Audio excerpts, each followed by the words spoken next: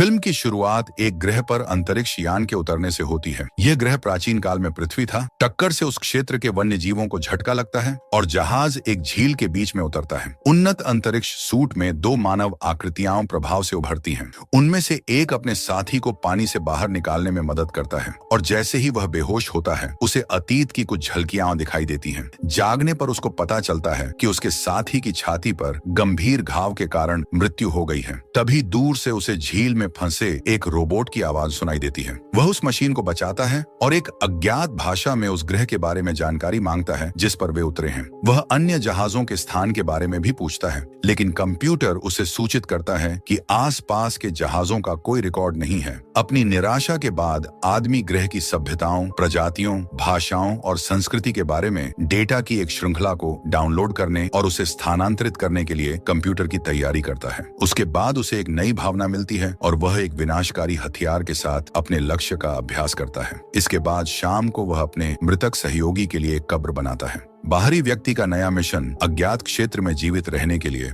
अपने हथियार का उपयोग करते हुए विशाल जंगल में उसे एक व्हेल का बेजान शरीर मिलता है जो नष्ट हो चुका और परित्यक्त गांव के बगल में है, जिस पर किसी गैर मानव द्वारा हमले के निशान हैं। यह देखते हुए कि उसे देखा जा रहा है, बाहरी व्यक्ति भाग जाता है, लेकिन एक शूरवीर उसे रोक लेता है जो उसे बेहोश कर देता है और उसके हथियार को नदी में खो देता है। बाहरी व्यक्ति को एक नजदीकी वाइकिंग गांव में बंधक बना लिया जाता है जो एक बड़े हॉल में लकड़ी की दीवार से घिरा हुआ है। युवा फ्रेया और उसके पिता राजा रोथगर एक तलवार की लड़ाई में लगे हुए हैं। फ्रेया अपने पिता से कहती है कि वह अपने प्रेमी वोल्फी से शादी नहीं करेगी जो राजा के सिंहासन का दावेदार है। लड़ाई तब समाप्त होती है जब फ्रेया के पिता उसका कंधा काट देते हैं। वह उसे ठीक करने का फैसला करता है, तभी वुल्फी प्रकट होता है, लेकिन उसका पांडित्यपूर्ण रवैया फ्रेया को उससे नापसंद करता है और उसे छोड़ देता है। रोथगर और वुल्फी चर्चा करते हैं कि कैसे एक नजदीकी गांव को नष्ट कर दिया गया है और वुल्फी उसे बताता है कि उसके निरीक्षण के दौरान वे एक आदमी को पकड़ने में कामयाब रहे,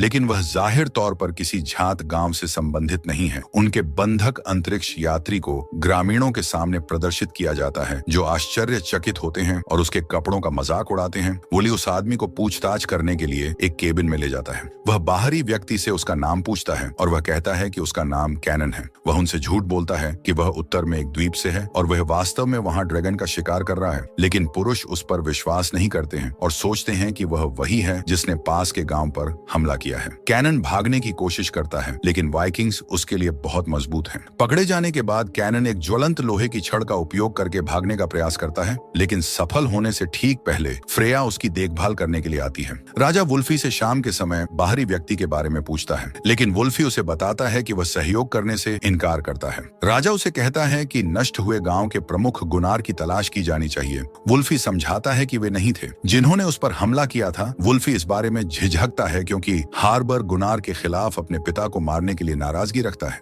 जो गांव का पूर्व राजा था, लेकिन रोथगर बताता है कि ऐसा इसीलिए हुआ क्योंकि उसके पिता लापरवाह थे। फ्रेया उससे पूछती है कि क्या वह था जिसने गांव पर हमला किया था, लेकिन वह इससे इनकार करता है। आगे बढ़ने से पहले कैनन खुद को मुक्त करता है और फ्रेया और उसके रक्षक पर हमला करता है और उन्हें हरा देता है। कैनन रात के बीच में भागने का प्रयास करता है और उसकी योजना काम कर जाती अगर दुश्मन के हमले की घोषणा करने वाला अलार्म बजना शुरू नहीं होता। सभी वाइकिंग्स यह सोचकर कार्रवाई में भाग लेते हैं कि यह गुनार है जो बदला लेना चाहता है। वे यह देखकर आश्चर्यचकित हैं कि वहां बाहर कोई नहीं है। तभी उन्हें पता चलता है कि दुश्मन पहले से ही गांव के अंदर है। एक अज्ञात दुश्मन ने नरसंहार शुरू कर दिया और अस्तबल में छिपे एक तंबूदार प्राणी पर गोलीबारी शुरू कर दी है। कैनन जानवर का पीछा करता है, लेकिन उसका रक्षक उसका पीछा करना शुरू कर देता है। फिर रक्षक रहस्यमय राक्षस द्वारा मारा जाता है जो उसे लकड़ी की दीवार के किनारे ले जाता है। कैनन उस प्राणी को मोरविन कहता है। वह असली ड्रैगन है जिसे वह ढूंढ रहा था। उसके पीछे जाने से पहले वाइकिंग्स कैनन को ढूंढ लेते हैं और उसे वहां एक पत्थर से बांध देते हैं। कैनन को मोरविन की याद आती है जो उसकी दुनिया पर हमला करता है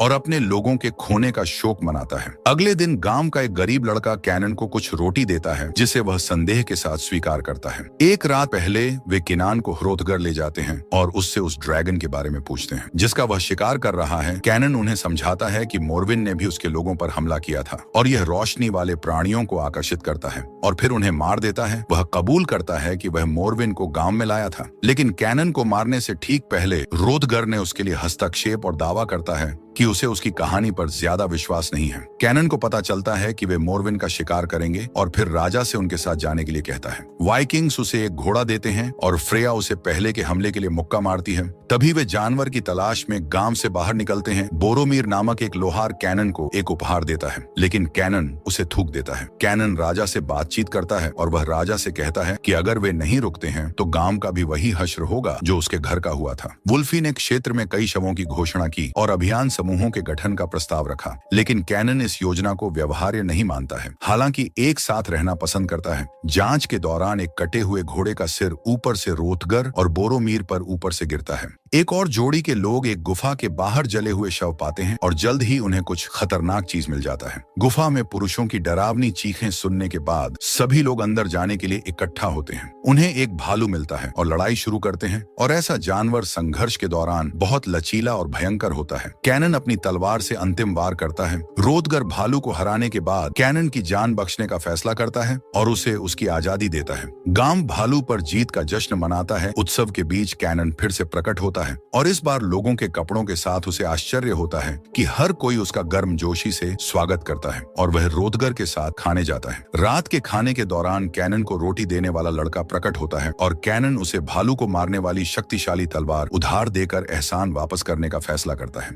इस शर्त पर कि वह उसे अपना नाम बताए, जिस पर लड़का केवल एरिक का जवाब देता है। रोदगर कैनन को समझाता है कि एरिक के माता पिता मर चुके हैं और वे उसकी देखभाल कर रहे हैं। वोल्फाई शील्ड्स नामक एक खेल शुरू करने का फैसला करता है और कैनन को चुनौती देता है। कई लोग केवल अपनी शील्ड्स का उपयोग करके एक चौकोर रास्ता बनाते हैं और प्रतियोगियों को उन पर चढ़ना चाहिए और फिर आगे बढ़ना चाहिए। कई बार गिरने के बाद कैनन बोरोमीर पर गिरता है, लेकिन वुल्फी उसका मजाक उड़ाने की बजाय उसे उठाने में मदद करता है, क्योंकि लोग अपने नए सदस्य की सराहना करते हैं। ग्रेट हॉल से निकलने के बाद कैनन फ्रेया से मिलता है, जो अभियान में अपने पिता की मदद करने के लिए उसे धन्यवाद देती है। कैनन फ्रेया को समझाता है कि यह भालू नहीं था जिसने उसके लोगों को मारा, बल्कि मोरविन था जो किसी भी समय वापस आ जाएगा। अचानक गुनार का वाइकिंग समूह गांव में घुसकर दुश्मन पर हमला करता है। दोनों पक्षों के बीच तलवारों की झड़प होती है और कैनन और फ्रेया लड़ते हैं और कुछ दुश्मनों को मार देते हैं। गुनार राजा पर हमला करता है और राजा को जमीन पर गिरा देता है। उसे मारने से पहले कैनन रोदगर को बचाने के लिए आता है, लेकिन जैसे ही गुनार ठीक हो रहा होता है, उसके आदमियों ने उसे नीचे गिरा दिया और उसे यह कहते हुए ले गए कि वे हार गए हैं और पीछे हटने का समय आ गया है। गुनार का समूह चला जाता है, लेकिन गुनार के बिना नहीं, वह रोदगर को कोसता है और उस पर अपने परिवार और लोगों का हत्यारा होने का आरोप लगाता है। गांव हमले के बाद ठीक होने की कोशिश करता है और फ्रेया कैनन को समझाती है कि गुनार कौन है। सालों पहले वोल्फी के पिता फ्रैंक्स के खिलाफ हमले की योजना बनाने के लिए सभी गांवों को एकजुट करना चाहते थे,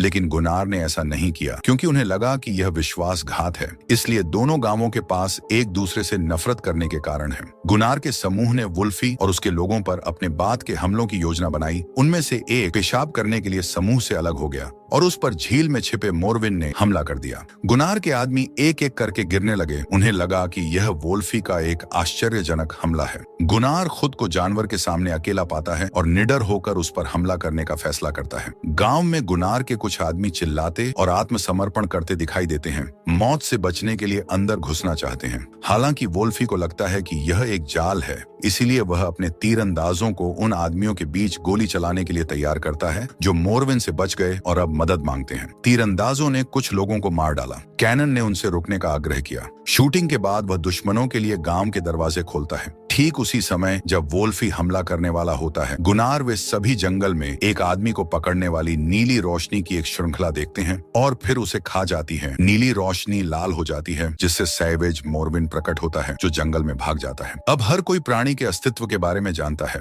ग्रेट हॉल में वोल्फी और गुनार के बीच टकराव होता है। बाद में तर्क दिया जाता है कि मोरविन को मारना एक पत्थर की दीवार को मारने जैसा था। कैनन उन्हें बताता है कि खुले मैदान में मोरविन से लड़ना असंभव है, इसलिए उन्हें एक जाल तैयार करना होगा। वुल्फी योजना पर भरोसा नहीं करता है और कहता है कि कैनन उनमें से एक नहीं है, इसीलिए उन्हें उसकी बात नहीं सुननी चाहिए। हालांकि कैनन ये कहते हुए भड़क जाता है कि वुल्फी गलत है, जैसा कि वह भालू और गुनार द्वारा कथित हमलों के बारे में था। दोनों लड़ने की कोशिश करते हैं, लेकिन रोदगर उन्हें अलग कर देता है। राजा कैनन की योजना का समर्थन करता है और कहता है कि वह जो सलाह देगा वह अगले दिन किया जाएगा। जाएगा। गांव के प्रवेश द्वार पर एक जाल बनाने का फैसला करते हैं और कैनन किसी कारण से ज्वलनशील पदार्थों का अनुरोध करता है। वे कई मीटर गहरा गड्ढा खोदते हैं जिसे वे ऐसे छिपाते हैं जैसे कि यह सिर्फ एक और केबिन हो। कई पोस्ट जमीन में गाड़ दिए जाते हैं और जगह ज्वलनशील तरल से भरी जाती है। सब कुछ तैयार होने के बाद राजा कैनन को गांव में एक स्थान प्रदान करता है जिससे वह उनका एक सदस्य बन जाता है। फ्रेया और कैनन स्टू का कटोरा साझा करते हैं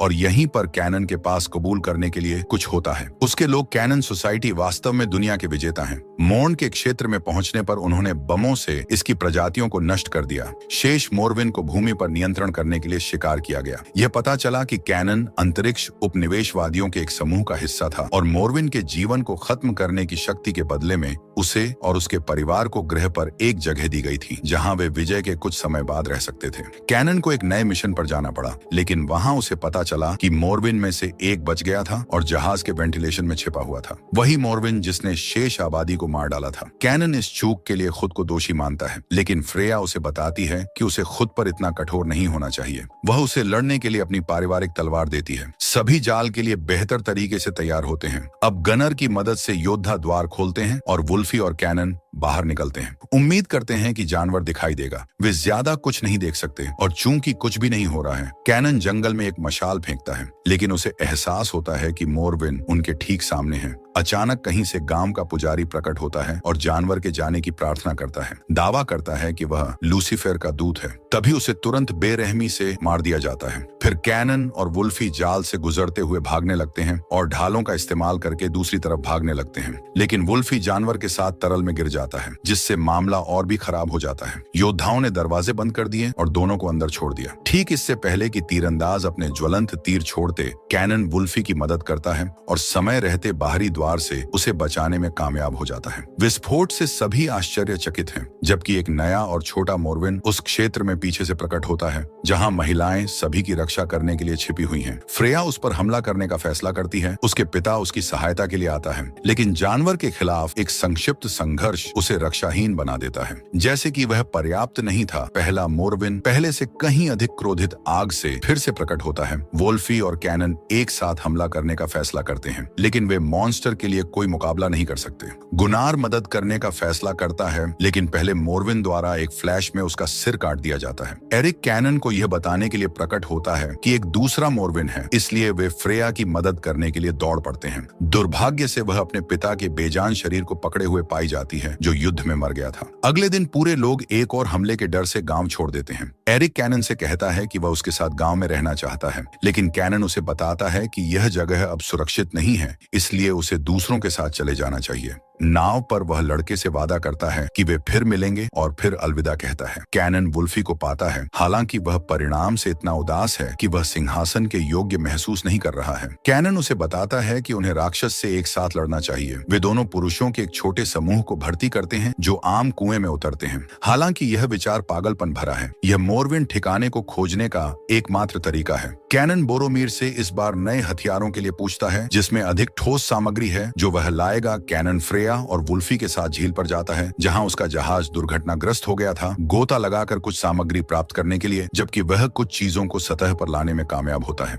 कैनन झील के नीचे एक मोविंड से आश्चर्यचकित होता है। जब वह सतह पर पहुंचता है तो वह देखता है कि जिस नाव में वे थे वह नष्ट हो गई है। केवल वॉल्फी को ढूंढता है, लेकिन फ्रेया का कोई संकेत नहीं है। जहाज से धातु का एक टुकड़ा इस्तेमाल करते हुए बोरोमीर किसी भी अन्य पहले से तैयार की गई तलवार से बड़ी और मजबूत तलवार बनाने में कामयाब होता है। कैनन कुएं में उतरता है जब तक उसे एक भूमिगत गुफा नहीं मिल जाती। वह दूसरों का इंतजार करता है और वे आगे बढ़ना शुरू कर देते हैं। फ्रेया डर जाती है और खुद को मॉन्स्टर के घोंसले में लाशों के साथ पाती है। भागने की कोशिश करती है। मॉन्स्टर्स में से एक उसे पाता है। इससे पहले कि वह मॉन्स्टर पर हमला कर सके, घुसपैठियों का पता लगाता है, फिर फ्रेया को छोड़ देता है। उनके पीछे जाने के लिए कैनन का समूह एक गुफा में समाप्त होता है, जिसमें जल्द ही लावा तल तक पहुंच होती है। उन पर हमला किया जाता है, लेकिन जानवर का पीछा करते हुए वे मोर्न की मांद को खोजने में कामयाब हो जाते हैं। समूह हमला करता है और छोटे नमूने को घायल कर देता है, लेकिन भारी नुकसान के साथ बोरोमीर की मौत सहित फ्रेया उठने में कामयाब हो जाती है और वे एक दूसरे को बुलाते हैं। एक अंधेरी जगह में प्रवेश करने से ठीक पहले फ्रेया खतरे का पता लगाती है और घायल मोरविन उसे देखने में असमर्थ दिखाई देता है। और अब केवल ध्वनि की मदद से जब वे दोनों मिलते हैं तो पुरुष और फ्रेया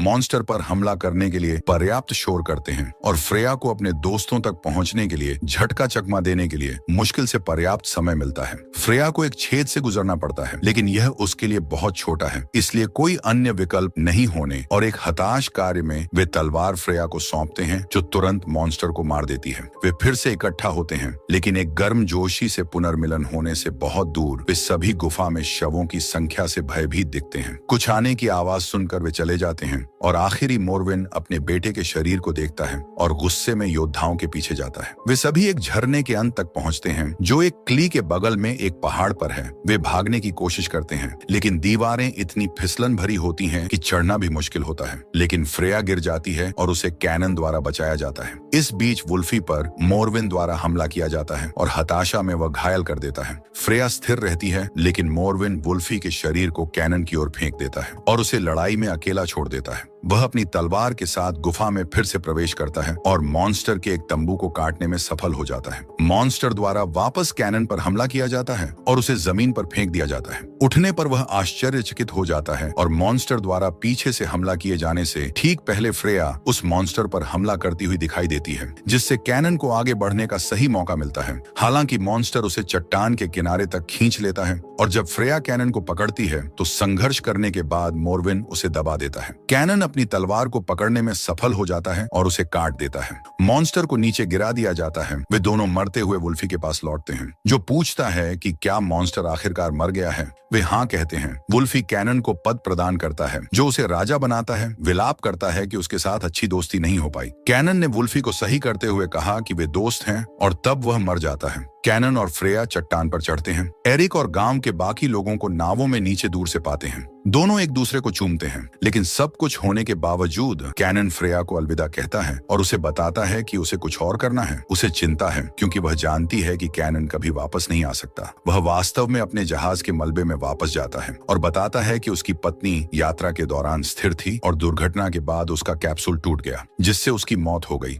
कैनन अलविदा कहता है और अपने कंप्यूटर पर वापस लौटता है, जो उसके साथियों को उसे ढूंढने के लिए संकेत देता है। फ्रेया झाड़ियों से देखती है जब कैनन कंप्यूटर को नष्ट कर देता है, जिससे अंत में घर लौटने का उसका एकमात्र मौका हाथ से निकल जाता है। फ्रेया यह बताता है कि कैसे वोल्फी और रोथगर को उनके सम्मान के लिए सर्वोच्च वाइकिंग सम्मान देते हुए दफनाया गया और कैनन, जो कभी लोगों के लिए अजनबी था, उनका नया राजा बन गया और फ्रेया उसकी नई पत्नी बन गई और एरिक उसका दत्तक पुत्र बन गया। फ्रेया ने कैनन के बलिदान के साथ निष्कर्ष निकाला कि कैसे उसे देवताओं ने भेजा था, लेकिन उसके जाने के समय उसने उनके साथ रहना चुना।